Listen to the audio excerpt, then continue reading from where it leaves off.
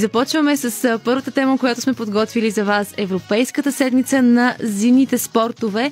Това е една инициатива, която стартира именно тази година, февруари месец, с вълнуваща програма от събития, насочени към популяризирането на физическата активност и зимните спортове, както и към повишаването на осведомеността за климатичните промени и устойчивостта.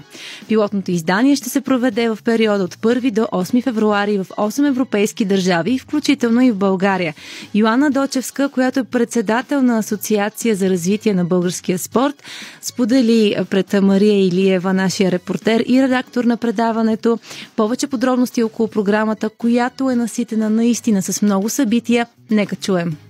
Седмицата се роди след като през годините, надявам се слушателите да са запознати с Европейска седмица на спорта, която се случва вече десетилетие, последната седмица на септември, под егидата на Европейската комисия, която обаче, бидейки през септември, оставя зимните спортове малко непредставени.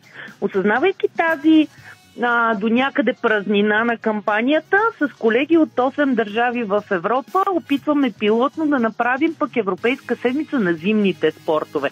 Защото ние като зимна държава имаме какво да покажем от една страна, а пък и зимните спортове са прекрасни, а в септември месец не можем да се насладим в пълнота на тяхното представяне, макар че доста колеги от зимните клубове успяват да направят своето представяне по време на седмицата на спорта през септември.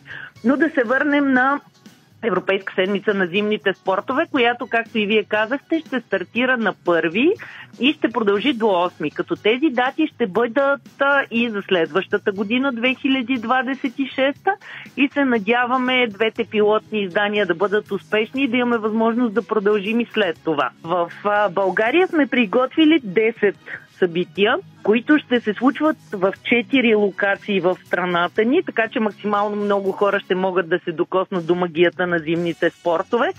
Като стартираме на 2 февруари с 4 събития. Тези от нашите слушатели, които се намират в района около Пампорово, ще могат да се насладят на един прекрасен изгрев на слънцето, който обаче ще бъде след ски туринг и сплитбординг.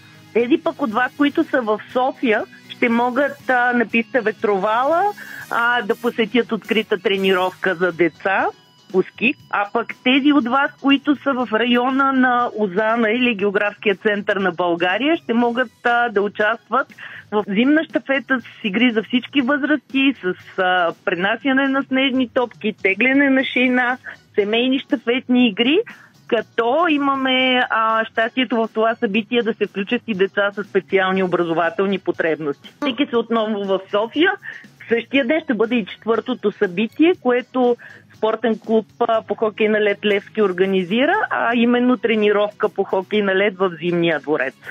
Нека да уточним, че всички събития са безплатни и са отворени за гражданите, за да могат да се докоснат до магията на зимните спортове, нали така? Точно така. Добре, да продължим. Приключим, с първия много натоварен ден. На 3 февруари отново ще бъдем в София, в 144-то училище Народни будители, където пък неделното училище към храм Рождество Христово в Младо ще организира една прекрасна зимна приказка. Тук мога под секрет да издам, че и една от мечките се е събудила от зимен сън и ще разкаже на децата приказки за зимата. А те ще направят спортно-образователно събитие, което ще ги запознае с зимните спортове, но ще ги научи на някои умения. На 4 продължаваме отново с най-малките в 85-та детска градина в София, където ще пътуваме с зимния експрес и ще минем през няколко зимни гари с децата на открито. А на 5 февруари имаме втора тренировка по хокея, отново в Зимния дворец, която пък цели да привлече деца и любители на хокея, които да опитат и може би да останат в клубовете. 7 и 8 февруари ще се озовем в един от прекрасните ни зимни курорти Чепеларе, в който се организират различен вид състезателни дейности на открито с децата от 4 до 12 клас. И приключваме с шорт-трек на 8 февруари, който е организиран от Кънки клуб Ледени звезди, за да могат децата да се докоснат и до прекрасните моменти, които шорт-трека дава. Повече детайли за програмата могат ли да видят някъде нашите слушатели?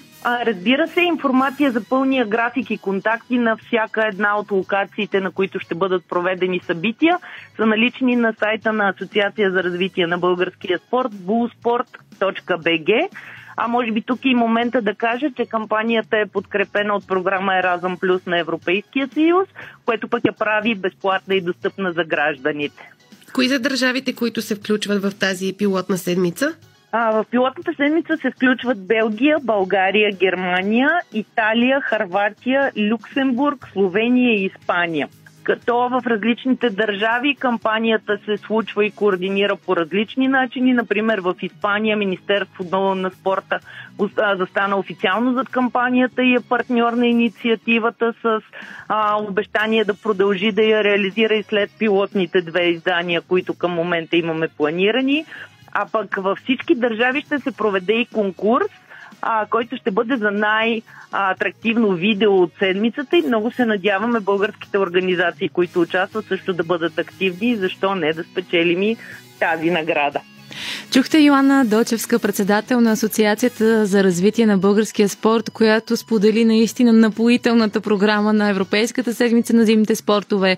Тя стартира от утре, 1 февруари, и ще продължи до 8 февруари. Сега ще направим кратка пауза, но спортните материали не приключват до тук. След само 2 песни ще отскочим до община Елин Пелин, където те вчера избраха своя спортист